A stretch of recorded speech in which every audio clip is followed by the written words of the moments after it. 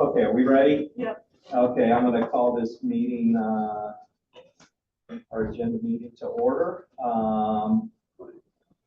For Monday, January 5th, starting at 6:30. We're going to everything, call to order, roll call, moment of silence, pledge allegiance, and then following the pledge allegiance, we're going to have the election of president and vice president. Do we have any questions about that? Just a point of order up to this point, because we have no appointed president or vice president, I get to run the meeting. Oh, no. Could we do this now? So Wendy's going to take the gavel from 1 to 4, and then the new president will take it on from public comments on. Just so no one's surprised. No. I'm just writing that on my notes. And thank you for doing that. We'll have public comment, then the consent agenda. Has everybody looked at everything on the consent agenda? And do we have any questions about the consent agenda?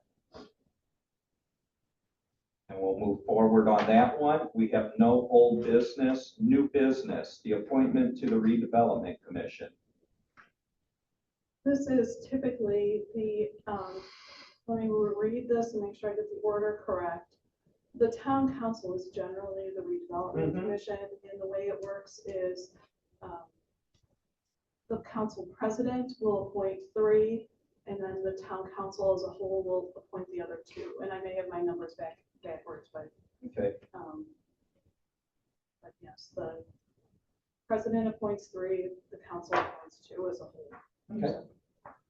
Any questions over this? Yeah. That's an easy one. Then we have the consular portfolio appointments. Okay, again, it's everything that's in there. This is what you're the liaison to. Mm-hmm. So if you are going to if the president reappoints George to the Board of Safety, you just have to do the formality of it. Okay. And there's, I believe, if you look at there's, I'm trying to pull it up on Civic Plus. I believe there's a grid for it, but I have. You've been sending those out. so yeah, the Board of Safety.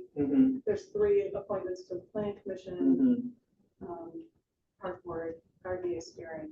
I left the solid waste everybody the same because you're all alternates. Okay. Because they need quorum frequently. So. Okay. Any questions over this? No. Appointments to boards and commission. Again, this can be done now or it can be done at a future meeting. So yeah. I included it on the agenda so that we stay on top of it. We have because we are going to get. Oh, I thought Sergio was sitting there. There are some boards that will be meeting. They should be. Yeah. So I did send an email out for everybody to give me a person on the Board of Safety and a person for Board of Zoning that you would like to see go through interviews next week. I know Chuck has sent in his names. Jonathan, you have anybody? Yes, I do. Lawrence Velchek was interviewed for the BZA the last time. He interviewed well. That was what you and Joe reported. I think he should be considered. He probably should be teed up and go. And then park boards, it was my understanding that Dan Repe had expressed a willingness to continue on the park board. He's a Democratic appointee. If he's willing to stay, I'm not aware of anybody else that's prepared to step up. I think we could support having him continue. In fact, we wouldn't have to take any action. It'd just be automatically re-upped. Park Board, Dave Westland, you are on, has to be politically balanced, correct? It does, and I thought the issue was whether Dan is his last 2 primaries that he voted Republican, but I don't have that information in front of me. That's what was reported to me. I verified with the Board of Elections because this was brought to my attention, the possibility, And he has voted twice in the last two primaries as Republican. So he would not, under the law, fit your Democratic slot. Or independent, correct? It could be a D or an I. Correct me if I'm wrong. No, that's correct. But because he did vote and he did pull a Republican ticket, he's considered a Republican for purposes of the appointment. So that would put 3 Republicans and 1 Democrat. Which would put out a balance. Yes. So we need to look at a D or an I to move this going forward. I mean, it's a shame because I think he's a great. He is excellent. Park board member, and if there was a way to. Mr. Westland, can I ask you a question? I remember this came up at the beginning of the term, and it was a question addressed to Mr. Maloney, who was on the Board of Safety at the time. I think there had been some pushback. Then Councilor Tulowitzki had questioned Mr. Maloney's political affiliation, and I thought I recalled that the response to that was it's your affiliation at the time of initial appointment. I agree with that. Other than at the time, first off, the law has changed, and it used to just be your last election. At the time that Mr. Tulowitzki challenged Matt Maloney's appointment, and at the time, and I don't even remember if Matt was a Democrat or whatever, he flipped in the middle, but he only flipped one election.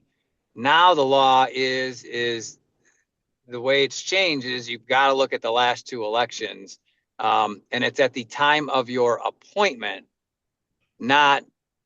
So it's a subtle difference.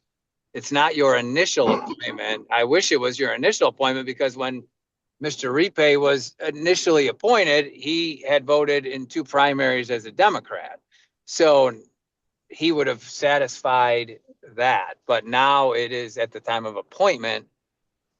And at the time of his appointment, he's got the 2 R's. Well, I mean, I've looked at this. This is the focus of the question. If we take no action, meaning we do nothing on this appointment, Mr. Ripe is automatically reappointed by virtue of statute for another full term April 1st. That's not true. If you look at the way the statute has changed, and I don't have it in front of me because I'm in a car, he is in there for a period of time like 60 or 90 days, and then the appointment actually goes to the Democratic chairman of the county, who has to appoint a Democrat. And the Democratic chairman of the county, obviously his brother, and you go, oh, well, his brother will reappoint him, but he can't, his brother can't. As much as I would love for him to do it, it doesn't work. Wait a minute. You could be right, but I was just looking at that statute recently, and I'll pull it up just for purposes of the conversation because this is interesting. 36-10-3-4. 36.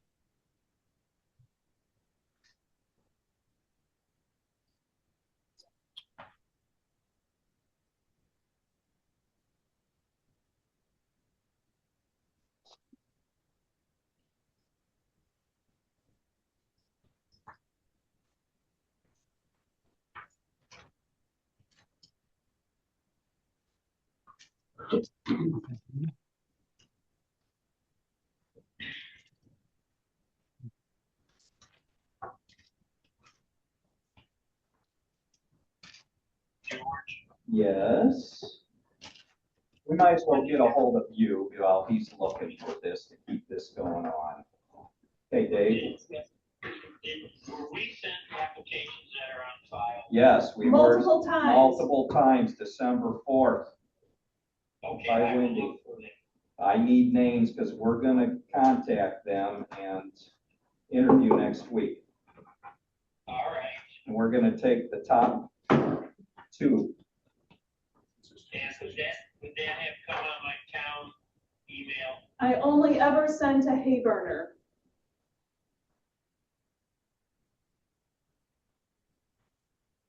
I'm sorry for being silent. Sound bad.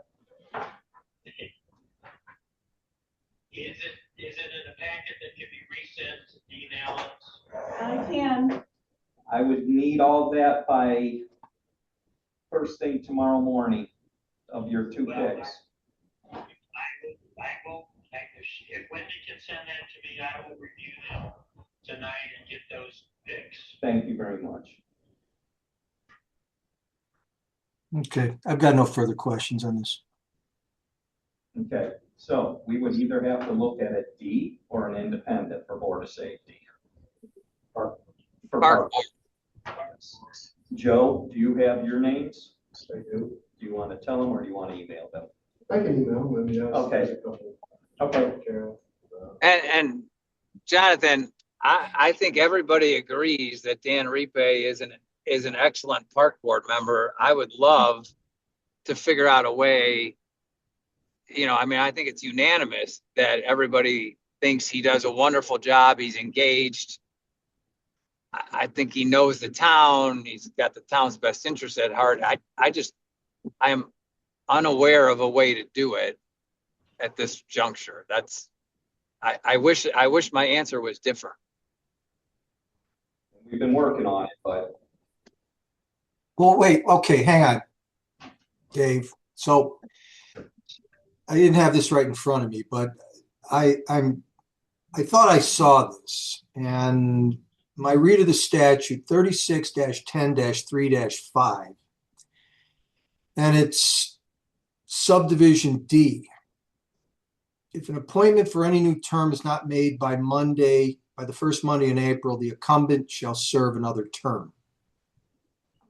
So it's not that it goes to the Democratic chairman, it's the incumbent serves another term. There's a different statute. That's the way it used to be. There's a different statute. I can get it. Well, I'm looking at it. It's unless you're telling me that it's been modified since this is the 2019 version. It has been modified. Because I originally, when the question was originally posed to me, I think I gave George, you correct me if I'm wrong, I think I gave you that answer. You did give me that answer. You're correct. And then I went back and found the change and was not thrilled to find that change, is my recollection of our conversation. Do you recall that? Yeah. Dave, I think you got to go take a look at this because I pulled this up on my Lexus and they're not reflecting a change. When did this change occur?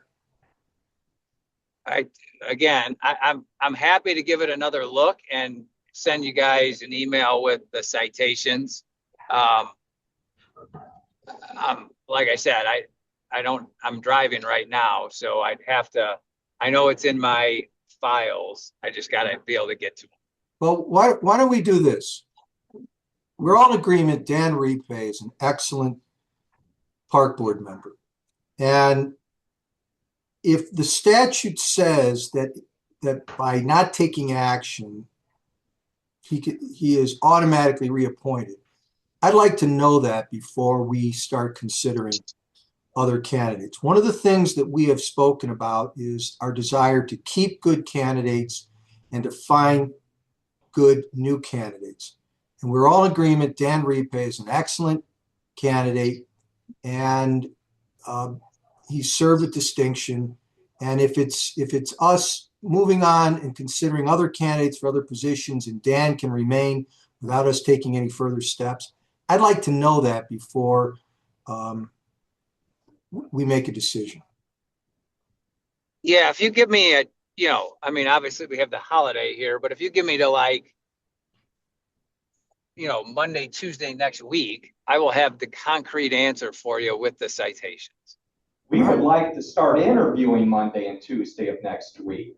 We got to get this done by Monday, January 5th meeting. Now, I'm going to jump in here and state that, yes, we are all Republicans and we have the power. Doesn't look good if we allow something like this to happen without even interviewing anybody else for this position. I don't know what you're talking about. I'm talking about political suicide. It's a quality candidate who's appointed as a Democrat, and I'd like to know what the options are.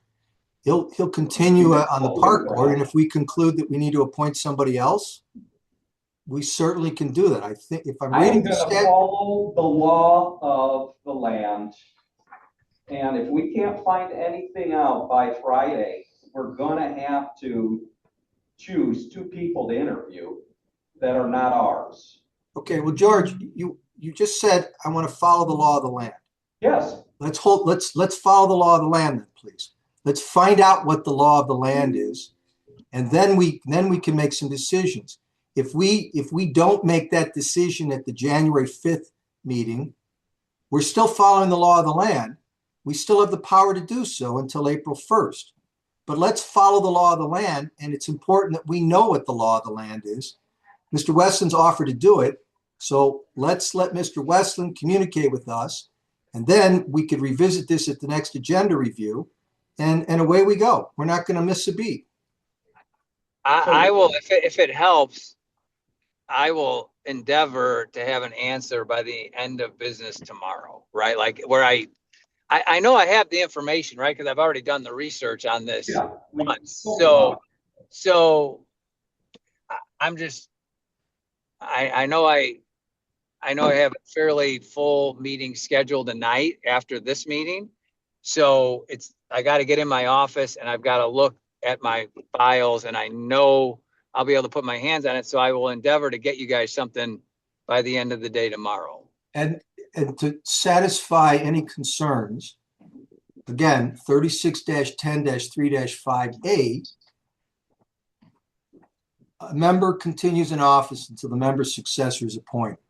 So it's not like we're leaving a vacancy here. But George, as you said, let's follow the law of the land, and we can follow the law of the land and at the same time know what the law of the land is. I think those are 2 good things. I want to do what's right for the residents of Munster and make sure that if it needs to be politically balanced, I'm going to do it. I mean, I think the reason that this is bubbling up like this is because we all got that email from that lady that she's very aware, and it's on the radar, that the balance of that commission needs to be. And, I think that I agree that Dan Ripe is a very good member. We just let this happen by default.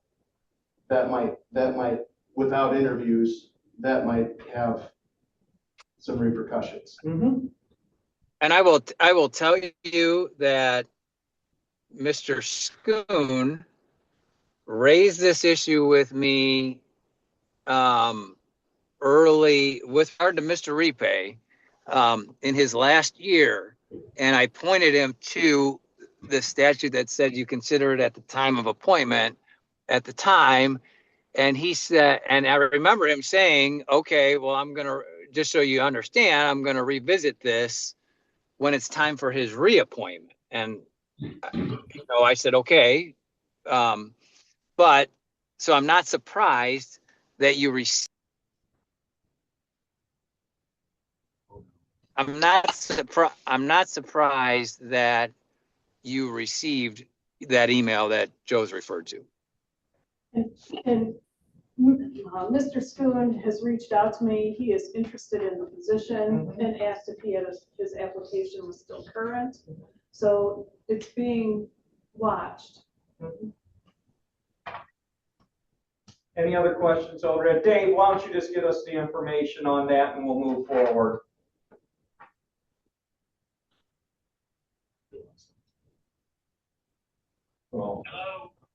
Yeah, Dave?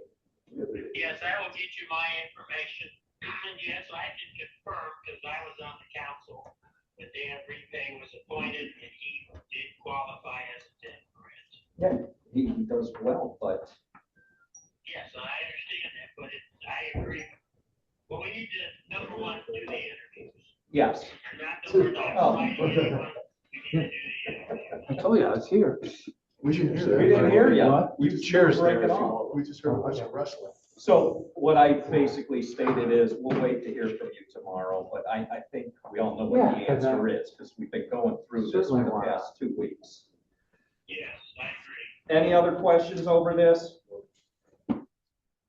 Thank you. Let's move forward. I just sent the email to all 5 counselors with all of the board applications. Thank you. Just so everybody has it again.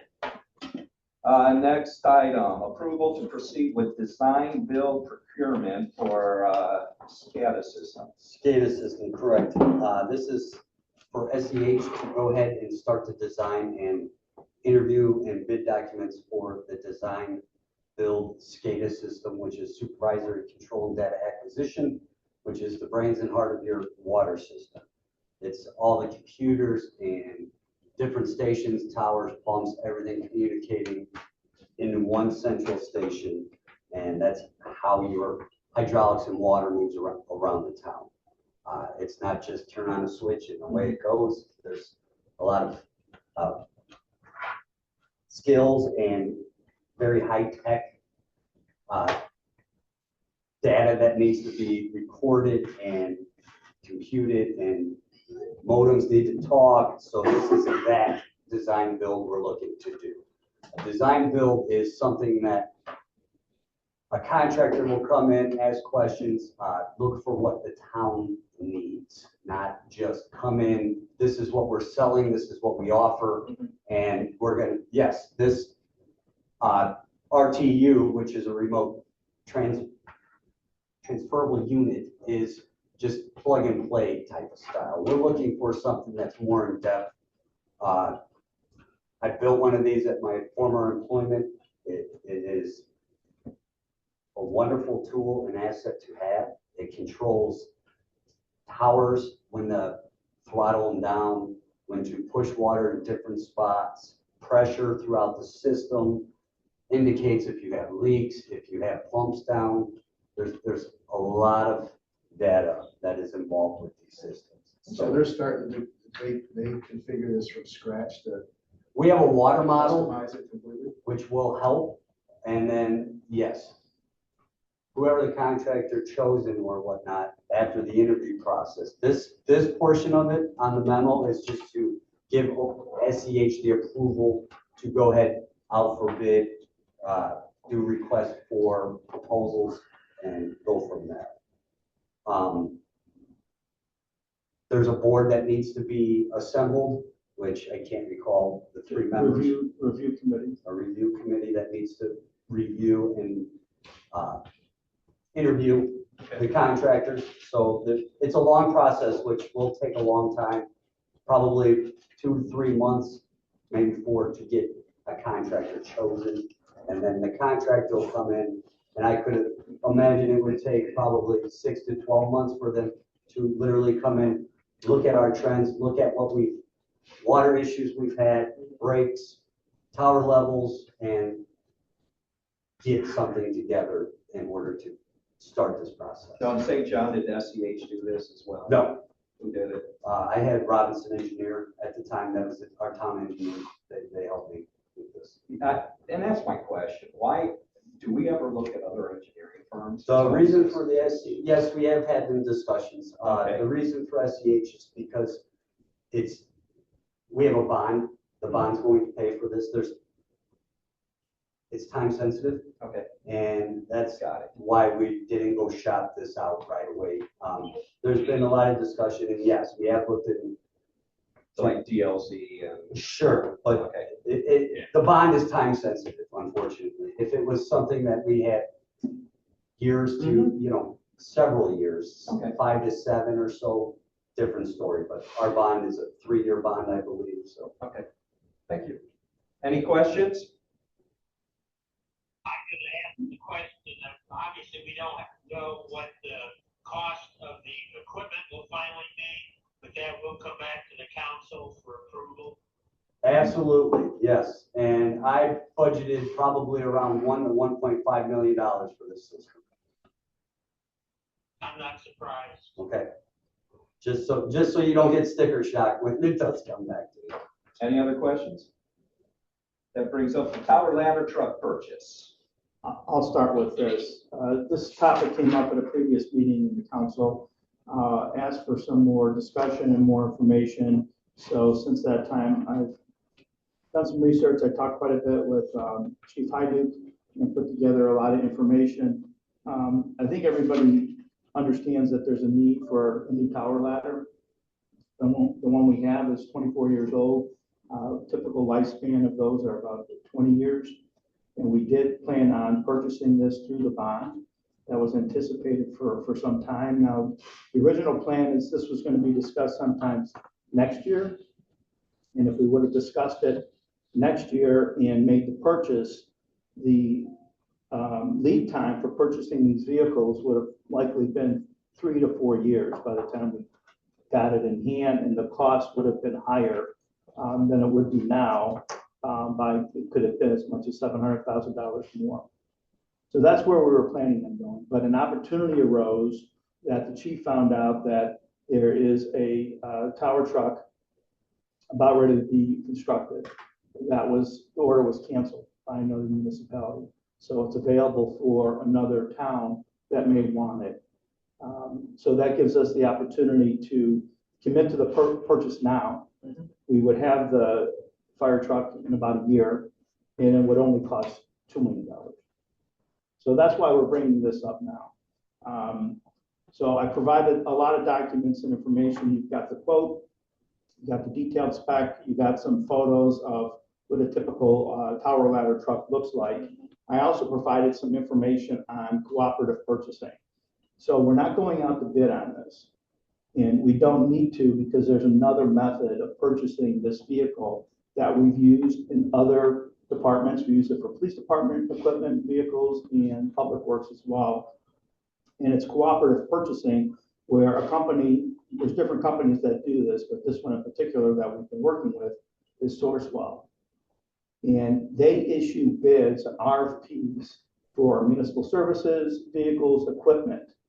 And then municipalities can basically use that bid to purchase what they need instead of having to go out to bid on their own.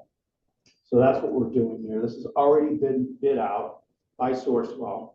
So we're going to use their bid and purchase, we're proposing is purchase a tower ladder truck from E1.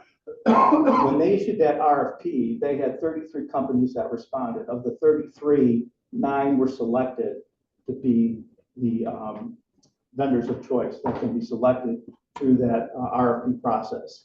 And of the 33, E1 ranked number 4. Okay. So I point this out because I think, the process is a sound process. It's already been bid out. They had 33 companies submit bids. 9 were selected, and of the 9, we're selecting E1, which ranked number 4 in all 33. So I think it's a good process. It saves us time and money by going through cooperative purchasing. So I provided quite a bit of information on that. Thank you. That was great. And I also provided information and articles about why is it costing so much for these vehicles and why is it taking so long. There's been testimony at Senate subcommittees about this ever since COVID. The time to get all kinds of vehicles and fire apparatus is escalated from a year to 4 years, and the price has increased substantially. So that's the background of where we're at. The chief can speak to specifics about the vehicle itself and its need for it. No, I think the information that you gave us, kind of answered all of our questions. Did they answer yours? Yes, the initial reason why I, suggested we delay this a bit was just to get, the things that you were talking about right now. And there were residents that were, asking questions. We received an email, a very lengthy email this morning at 3:45 a.m. that had questions that, you've answered a lot of them about the bidding process. I talked to Chief about, having, Dave Strubiak about, manning, being able to have the personnel to handle and use the new rig or whatever we're calling it. And then they were, wondering about, do we know what we ordered or, is this the, then they were asking questions about, because you had mentioned the sale of the existing truck going to market and how we're going to go about that process, which is kind of a, that's like, as it happens, we'll hit that off at the pass. And then there also the ISO rating popped up as far as like, how is this new truck going to increase our ISO rating comparative to a 24-year-old truck, which is apples to apples, I would think. It is. We're going to maintain our ISO rating by having this new apparatus. If you look at NFPA 1901, they say every 15 years the apparatus should change. We've already pushed How many that years? 15. We already pushed that anyways to 20. We're looking at 25 now. The big issue is if this thing breaks, there's no one there for parts. They have to wait. And more, in fact, that's what happened with this truck. So Bloomington, that's who initially spec'd this truck out. They actually went out for bid. So that's on the backside from 2 years ago that it was put out for bid. They spec'd this truck out because of replacing an aerial piece. They had a catastrophic failure a few months in after purchasing this, waiting for the build. And what they decided to do, because they needed something right now, is to get a straight stick, 100-footer, I believe it was, instead of the platform, because they could get that right now. And then they ordered a shorter platform for the future. So that's why this order was canceled. But they had another apparatus for them that kind of fit their need for the moment because it was an emergency purchase. And that's why this sat there and we were able to go. One of the other things that Jim brought up too, which was a good point, is we have this truck and, we have this opportunity to get it 2 or 3 years earlier. That what if there is a $200,000 or $300,000 repair that happens and you're like, well, we don't have any choice. We got to repair that. So we're another, like a couple $100,000. So, I mean, that makes good sense. So I'm comfortable. I'm very comfortable with the information I got. I appreciate everybody's help. No, I'm comfortable, looking forward to voting this in on January 5th. And I also added the spec sheet of everything that's on it. So if I like anybody's got that. any questions. Thank you. Jonathan, Dave? Bye. Any questions? I don't have any questions at this point. I want to digest all this information, but it's very helpful, and I appreciate this dialogue. Yeah. Thank you, Dave. And then last, speed limit reductions. This is a conversation that was requested to talk about reducing the speed limit in front of the school and also on White Oak. Okay, I know one counselor brought up their concerns on this and they couldn't be here. Chief, did we do any studies, speed team, anything to bring this forward to the next agenda meeting to pass this, or do we need to look into it a little bit more? I would look into it a little bit more. Okay. I don't think right now we're at a point,